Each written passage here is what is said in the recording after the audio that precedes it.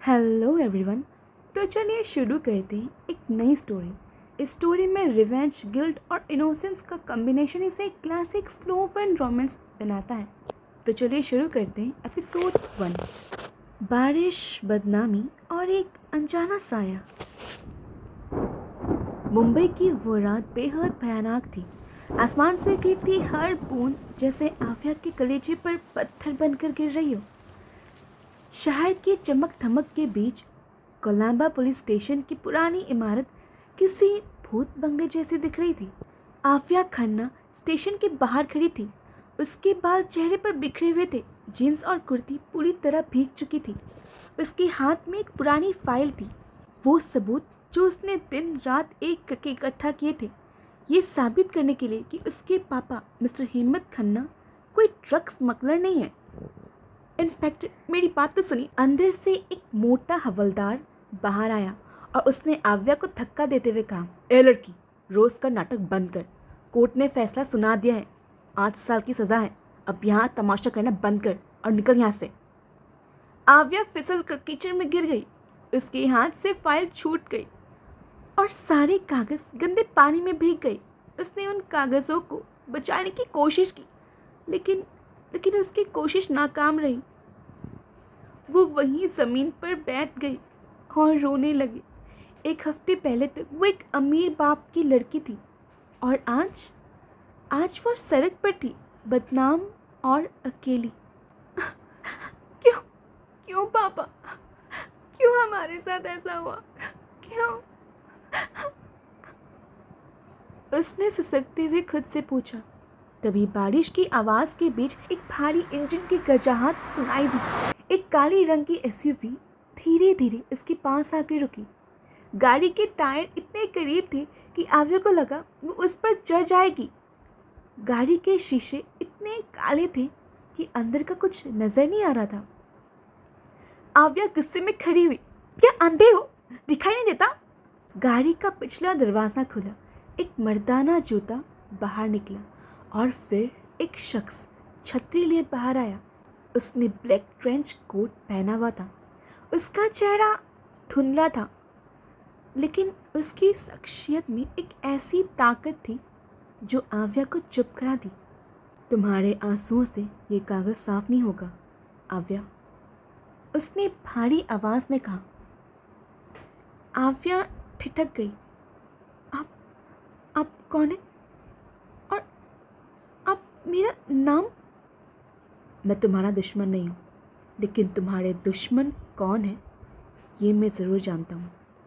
उसने आव्या की तरफ कदम बढ़ाया। हेमंत खन्ना को किसी अनजान ने नहीं फंसाया।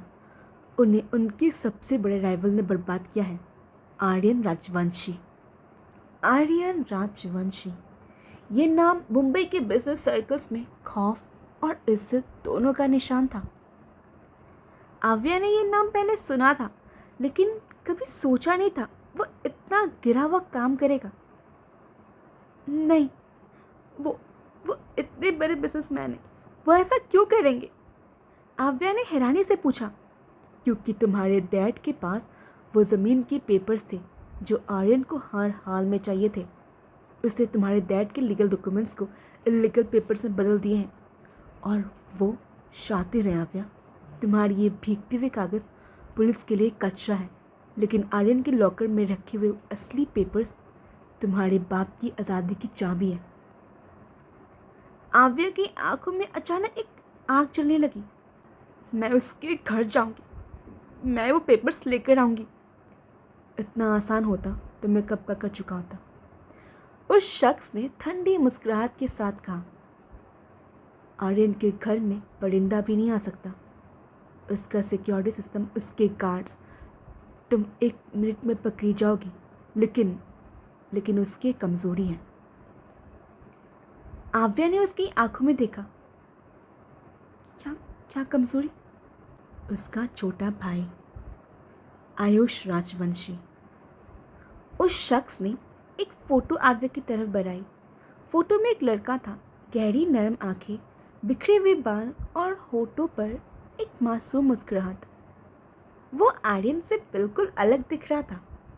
आयुष एक आर्टिस्ट है, जज्बाती, अकेला और थोड़ा डरता हुआ।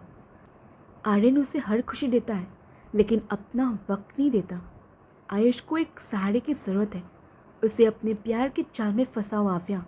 इतना प्यार दो कि वो तुम्हारे लिए पागल हो जाए। जब तुम उसके दिल में जगह बना लोगी तो आर्यन का घर तुम्हारे लिए खुल जाएगा। सिर्फ आयुष ही है जो तुम्हें उस लॉकर के पास ले जा सकता है। आव्या का दिल धक धक करने लगा। मैं मैं किसी की फीलिंग के साथ कैसे खेल सकती हूँ? नहीं नहीं, ये धोखा है। वो लड़का बेकसूर है। वो शख्स थोड़ा और करीब आया। उसकी आवाज़ सब कान में फुसफुसाई। और तुम्हारे डैड, क्या वो बेकसूर नहीं है? 8 साल बाद जब वो जेल से निकलेंगे तब तक वो जिंदा भी नहीं बचेंगे। क्या तुम एक अनजान लड़के की फीलिंग्स के लिए अपने डैड को मरने दोगी? आव्या खामोश हो गई। उसके दिमाग में अपने पापा का वो रोता हुआ चेहरा घूम रहा था जब पुलिस उन्हें ले जा रही थी।